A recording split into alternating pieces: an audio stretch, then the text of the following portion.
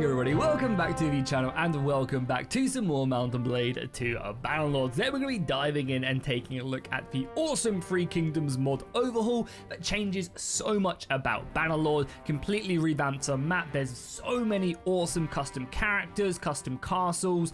Everyone has custom units. This is a truly massive overhaul mod. It released late last year over into the East in China, etc. to a pretty rough reception. However, I'm checking out the latest patch that has just released and I've had absolutely no issues with it whatsoever. I played for about 7 hours and had 0 crashes and maybe a couple bugs here and there. So the mod itself has definitely come a long way. I will preface though that this mod has actually only released in China. We don't actually have a Western release yet on Nexus Mods or ModDB. However, some awesome people over on their Discord have uploaded it to Google Drive so that we can go ahead and obviously experience this mod. That does also mean that there isn't actually any official English translation either, so a lot of the mod is still in Mandarin. But once again, the awesome people over on the mod's Discord have also been translating it for us, and I'm using the latest English translation files. So you'll be able to see exactly how much of the mod is kind of readable from a Western point of view. But once again, I will preface that it being in Mandarin here and there definitely does not hinder your ability to play this mod. As I said, I played for like 6-7 hours without the new translation files and I had an absolute blast. I was serving as a soldier, clicking buttons, figuring out, just using trial and error. But again, with these new translation files, it's so much easier. Of course, I'll leave a link down below in the description so you guys can check this mod out for yourself over on their Discord. Once again, though, this isn't on Nexus Mods, it's not on ModDB, it is a Google Drive link. So again, just be cautious whenever you're downloading anything on the internet. Let's dive into the cultures that you can play. And once again, this, when I was playing, wasn't actually in English, so the translators have done an amazing job with this, so you can actually read all of these bonuses. I was having to take a screenshot and ask ChatGPT what these were doing for me, but now we can actually see it. So as you can see, every faction has a whole wealth of different bonuses. There's a lot of very interesting stuff. It seems like every faction has 3 or 4 good buffs to the faction and then 1 big negative. I am also a big fan of all of these pictures as well. They really do immerse you in, oh my god, wow, this faction actually gets absolutely wrecked. Look at the negatives that they have. That is kind of crazy. But for example, if we take a look at this faction right here, you can see the damage taken by soldiers in the army when they form a shield wall is reduced, which is really awesome. That's a cool little bonus right there.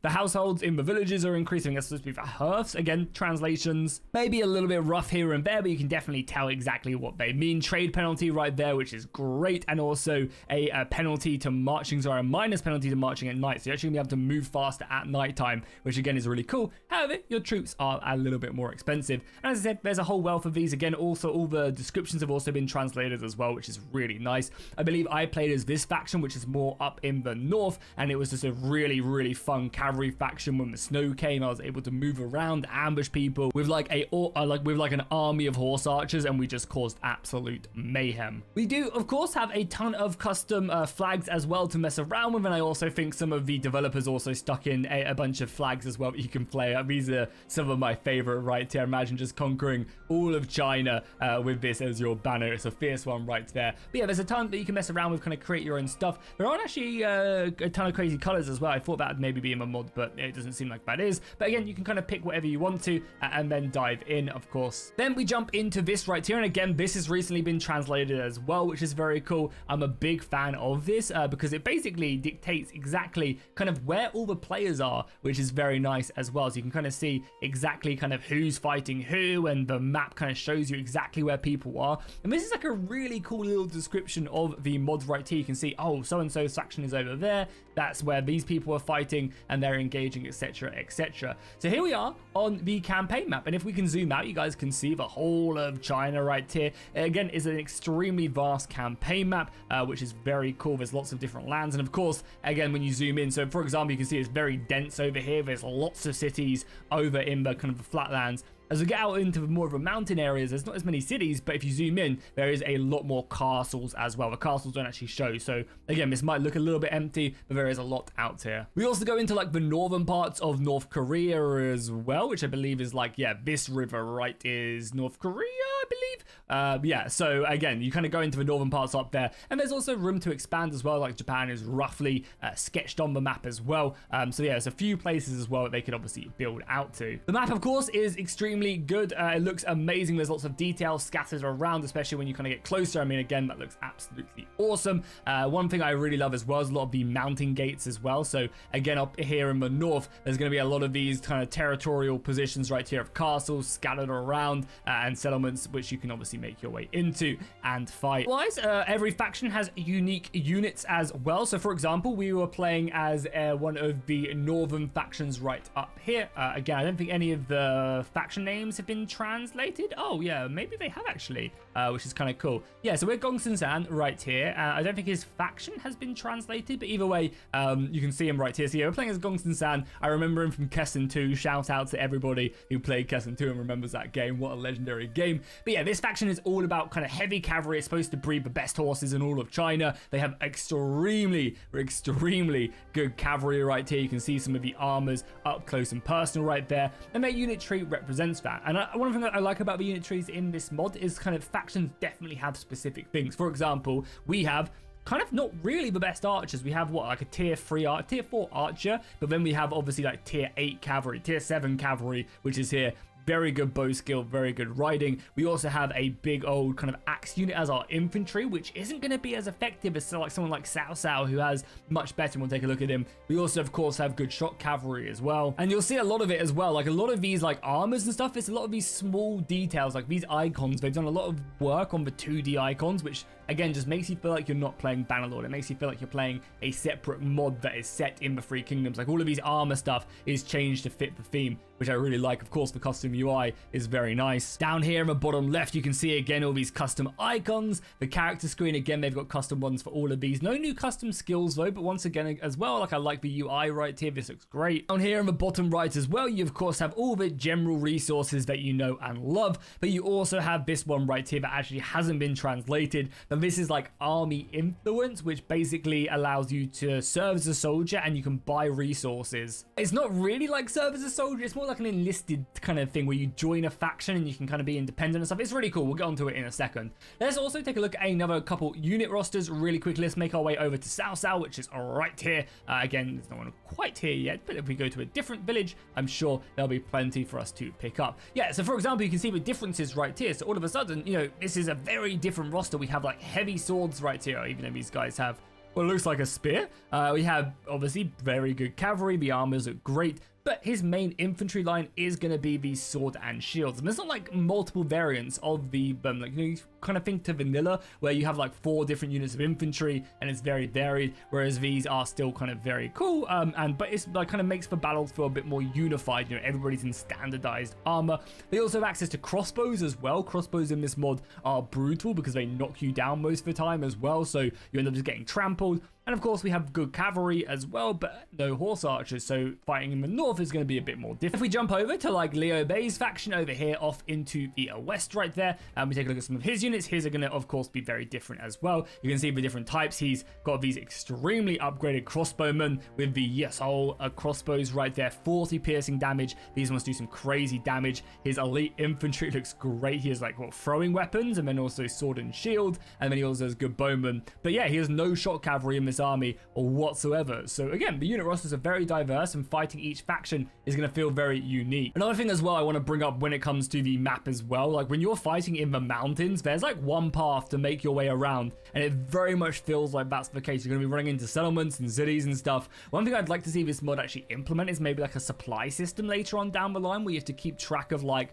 supplies, kind of like in the Name of Jerusalem 2, where you have to keep up to date with your water. As I feel like if you end up going into the mountains through all the custom gates and stuff, you know, it would be kind of cool to like actually have to make your army be able to rest and resupply, because, you know, a lot of the war in China is about kind of that land and navigating the natural environment. Last roster we'll quickly take a look at as well is going to be Sun Jin right here down in the south, and again you can see he's again got a very kind of custom setup. He has some officers going down to some pretty mediocre cavalry and some pretty mediocre, these guys are called dead soldiers. I'm sure that's not a good sign. But then he also has these very good kind of heavy infantry, sword, shield, very decent armor as well, ready to get stuck in, and he also has some pretty good bowmen as well. So again, very different roster. The next thing we can take a look at is actually going to be the custom settlement. So I'm using a additional mod, so something separate to the base game that allows me, this looks so cool as well. Yeah, I'm using something separate that basically changes every single settlement to these custom settlements that they've got going. I think at the moment they only have about 4 or 5 actually in the mod, but it looks really, really awesome. I mean, yeah, again, just look at that. That looks amazing, right?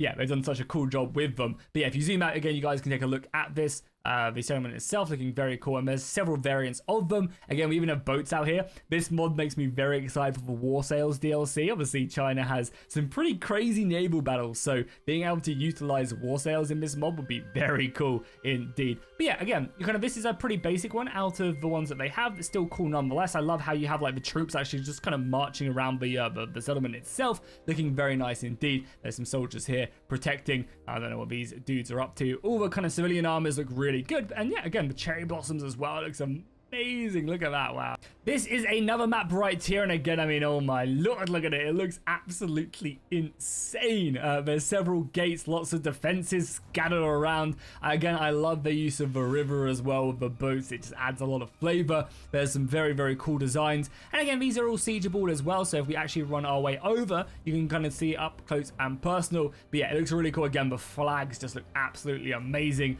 as the archers fire down and stuff. Yeah, I mean, they've done an amazing job with these. So as I said, I think there's about 4 or 5 of these custom maps. If anyone knows, feel free to put them down below in the comments. But yeah, I mean, it looks amazing, right? There's so much extra detail scattered around this. There's so much kind of love. I love these, these kind of siege engine type things as well, which is very cool. And yeah, you guys can see all the detail. This is obviously more of a military, as I'm getting kind of harassed right there by the local thugs right there. But yeah, again, cool. We can make our way up here and take a look, kind of close look at the battlements right there. We can jump over, nice. But yeah, all of these fortresses you can fight on them. They have siege scenes as well. So again, very cool, very vast, and there's lots of extra detail, especially when you make your way over to the palace as well. You can see there's some people, I don't know what he's up to.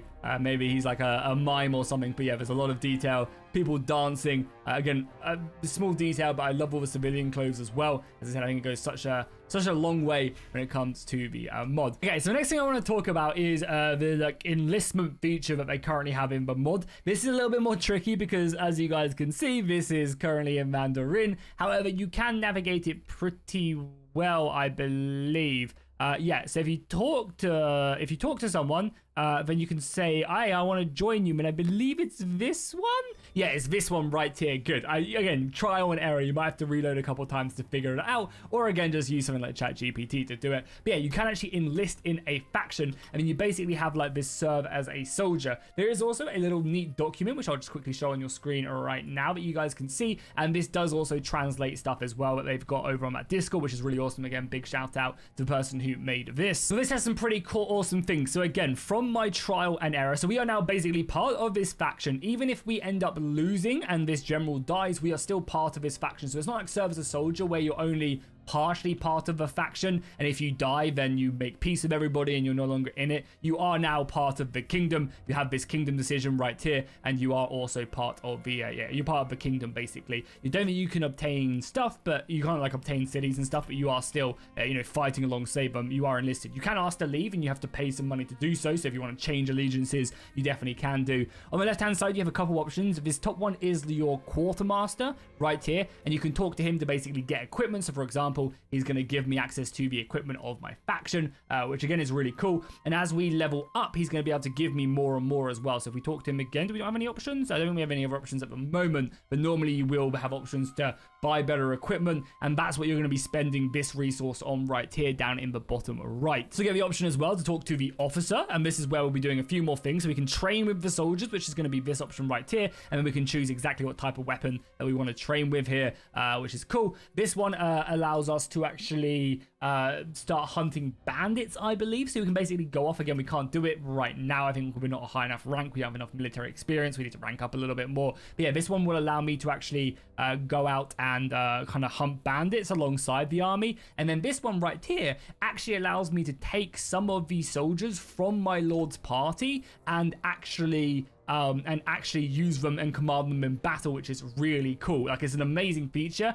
that we don't have to be like a level 9 officer like in Serve as a Soldier to actually be able to utilize these men in battle and actually be able to kind of carry and command a bit of weight in the combat. You can also talk to him as well, and basically I think a few of these options are like kind of asking for promotions and a few other really cool things. But yeah, I hope this does get translated soon, because this is a really, really cool feature. Oh my god, you just see Lu Bu right there. Oh, that scared me a little bit. Oh, seeing him on the battlefield regardless. And heroes are very strong as well in this mod. You'll be able to see that actually show up very nicely. And again, I wanted just to show off this battle. I know it's dark and you guys can barely see it, but again, I wanted to show off one of these siege maps on this. So they do have artillery. It would be cool if they kind of got custom artillery stuck in here. Hopefully you guys can still see it. I know YouTube doesn't do a great job at this. But yeah, you guys can see a little bit, again, custom bows as well on these units. Our men are pushing forward. You can see some of our crossbows as well. Yeah, again, crossbows are ridiculous. And the thing is as well, there's not really like anything too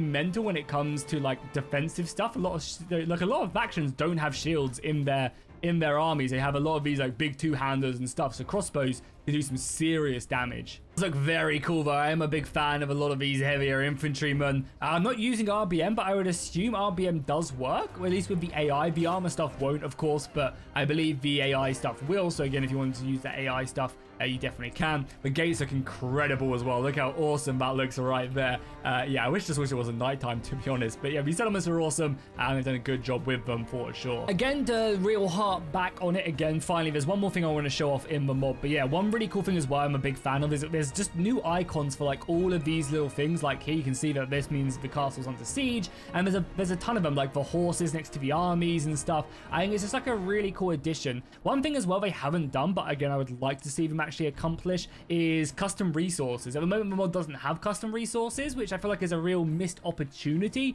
It would be cool if you did have a bunch of... I say that there's camels here, but I don't think that's that. Is that in the base game? Maybe it is in the base game. Either way, there's not as many custom resources as I would like, and I think that's a really fun way of playing the game, is more of a trader. You're transporting resources across China, making a lot of money. You know, there being real specific resources in specific places. Again, I think that would be really cool. So one last thing I want to show off is the duel system that the mod currently has. So this is really awesome. You press Alt Q when you dive into battle, and you can basically choose yourself or one of your companions, and you can pick someone else to actually fight and engage. And if you win this, you'll gain some extra morale bonuses. So again, if we send the challenge right there, we've agreed to the duel. The enemy agent has agreed to the duel.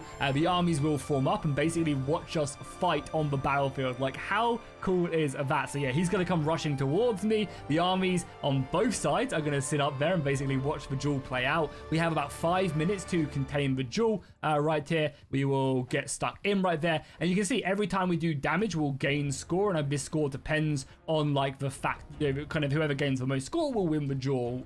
And I will say, heroes are very good in this mod, of course, like you would expect. I played one of the enemy lords. We had a good hit right there. One of the enemy lords, it was just him left versus like 500 of my own men, and he literally took down like 50 of us before we managed to take him down. He was just moving around, using his bow with his superior skills, and yeah, he was a pain for sure. I've also noticed as well, when it comes to combat, the skill-wise, skills are pretty difficult to, low-level skills, you really notice it. Like, look how long it takes me to swing this spear. I'm letting go now, and you can see how long it actually takes to swing this spear. So again, you're gonna have to level up and become proficient, and you're gonna really be able to tell exactly.